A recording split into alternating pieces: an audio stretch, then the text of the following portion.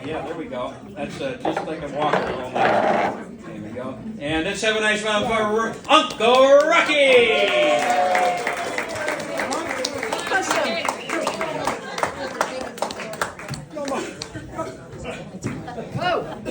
You almost knocked me on my ass, Scott. Marty, you're out of your mind. Lefty loosey, righty tighty. Okay, that works. So, I don't know if you guys know this, but there's a new Buc-ee's going to be opening up within the next 6 months. In Caracas. Come on, that was good.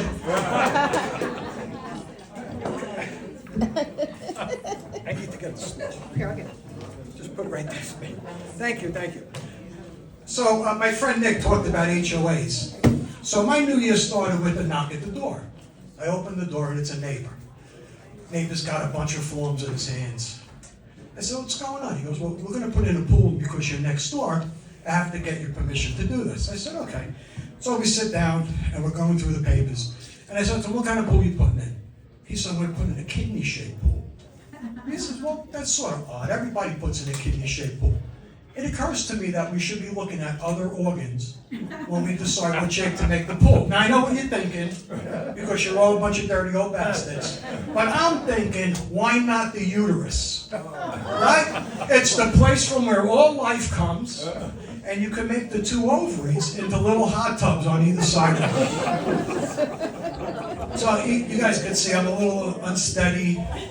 I've had a number of orthopedic surgeries, and I just thought this old age thing was going to take a lot longer. I didn't realize it was going to be like a 2x4 in the back of the head.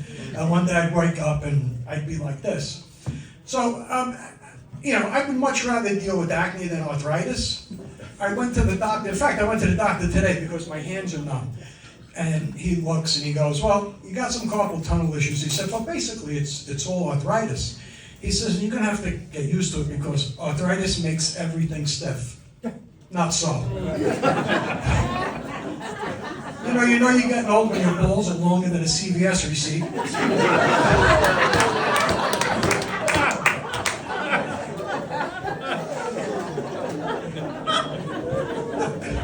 First time I sat down on the toilet and experienced splashdown, I said, well,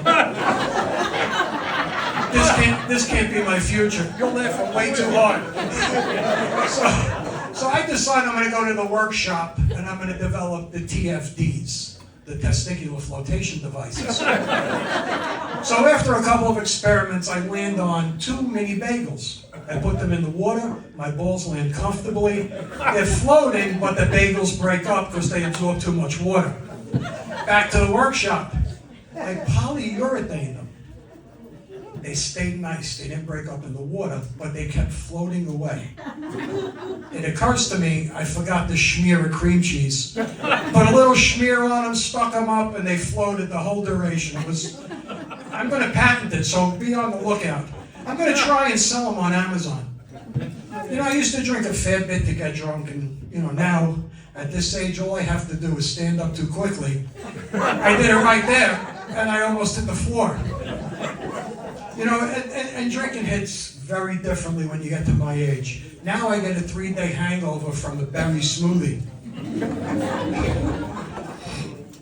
There's 4 rules to aging.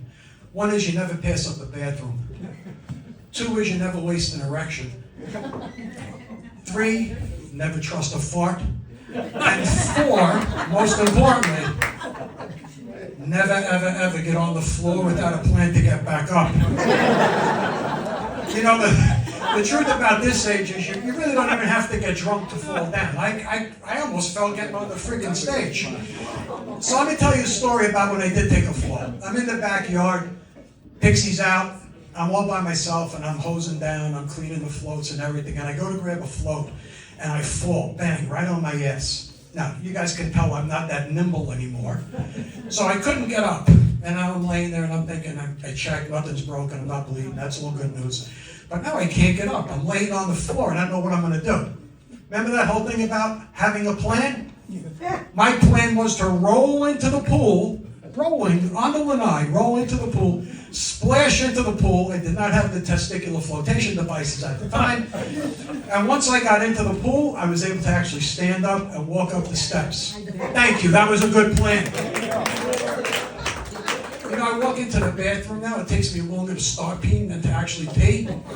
Anybody else? It happens all the time. And when I do start going, it's sort of like these urinary dots and dashes. It's like Morse code. Ships at sea are sending me messages now. You guys could see I have a few tattoos, more than a few.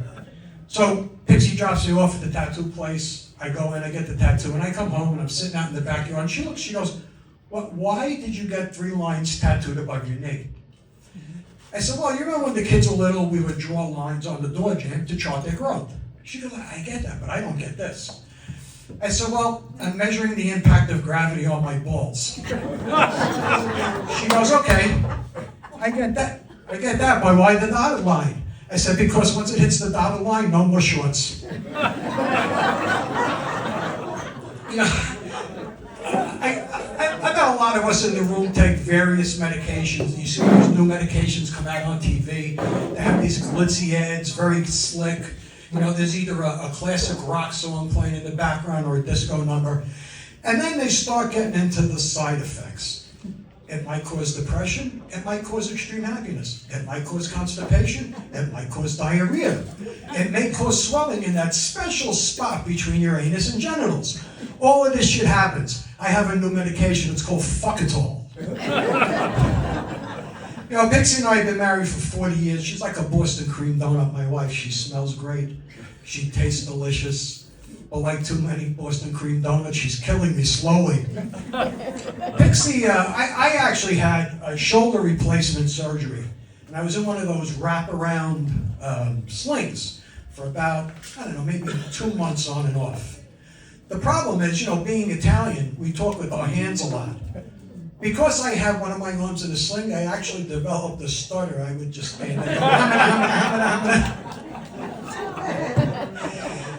Like Pixie, we had the holidays at our house. And we usually invite neighbors that don't have anywhere to go. We invite some friends over. We had about 10, 12 people.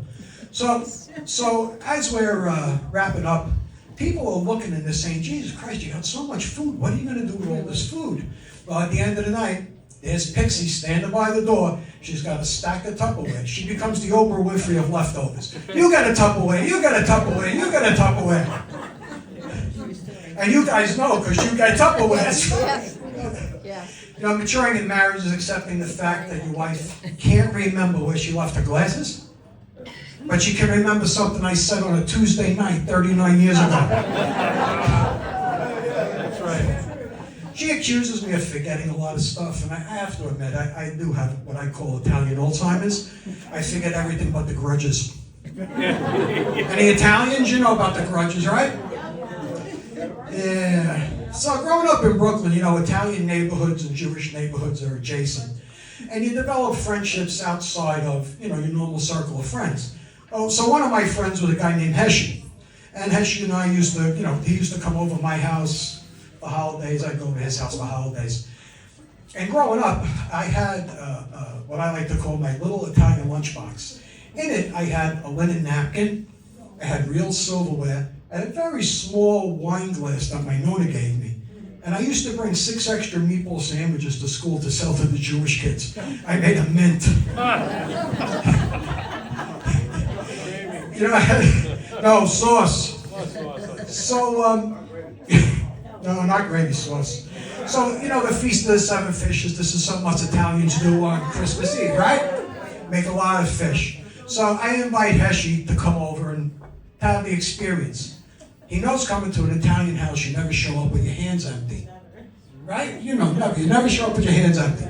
So he walks in, and he hands my grandmother a bag. She reaches in the bag, and she pulls out a jar of gefilte fish. Nonna looks at me, she says, "What's wrong with this kid?" I said, he knows not to come empty-handed. This is the fish he knows. So I said to him, why would you bring gefilte fish? We have, you know, 7, 8, 9 different kinds of fish. And he goes, "Well, I know you do the Feast of the Seven Fishes, and to me, this is fish number 8. The Kobe Bryant of fish, he says. For some of you, it might be the Yogi Berra of fish. You remember Yogi Berra? Yeah, a lot of the younger kids don't, so I have to change the joke as I get different age crowds. So, you know you're Italian when you use the rubber band from the broccoli rabe as your wallet? I remember as a kid, mine broke, and I went to my nonna and I said to him, Papa, I need a new wallet. He reaches in the drawer, he grabs 20 rubber bands, throws them on the table, and he goes, pick it the color you like.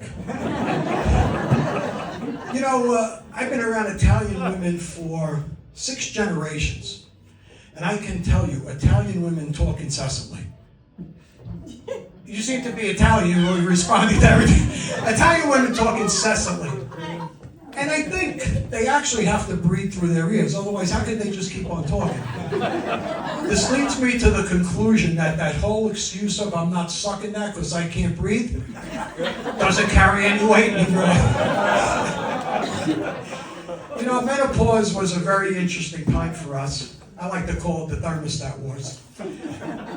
I asked Pixie, like, what are these hot flashes all about? She says, I feel like I'm burning from the inside out.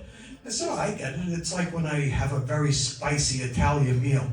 I woke up a half hour later and she was standing over me holding the frying pan. I'm in bed one night and I hear bzzz. Gets a little louder, a little stronger, a little faster. Bzzz. I roll over all excited, all ready to go. And she's got the little fan from her nightstand. Just cooling herself off. You know, menopause for Italian women is just a reminder that Mother Nature is not going to be fair with facial hair. They're going to suffer with facial hair for the remainder of their days. In fact, my grandmother at age 90 had such a luxurious beard, she was asked to front for ZZ Top. All right, I got one more joke. It's a jokey joke. I like it. It's Pixie's favorite joke. I needed to make a couple extra bucks, so I'm driving Uber. Get in the car, driving to Sarasota, do a pickup, and it's a nun. Sister gets in the car, I'm looking back at Sister, Sister's looking up at me, and Sister says, why do you keep staring at me? I said, well, Sister, I'm a Catholic school boy, I'm a little twisted, and I always had a fantasy about making out with a nun. Sister says, well, if you're single and you're Catholic, I'll make out with you. And, hey, lucky me, I'm both, let's go. So we pull into an alley, get in the back, Sister and I are making out. She's kissing me like a drunk girl on prom night. And we finish up, I get in the front, we're driving away, now I'm feeling guilty. And I said, Sister, I have a confession to make. She goes, what is it, my son? I says, well, actually, Sister, I'm married and I'm Jewish. She says, it's okay, sweetie, I have a confession to make too. My name is Kevin, and I'm on my way to a Halloween party. Thanks, everybody. Here's your host, Scott Maloney. Give it up for Rocky!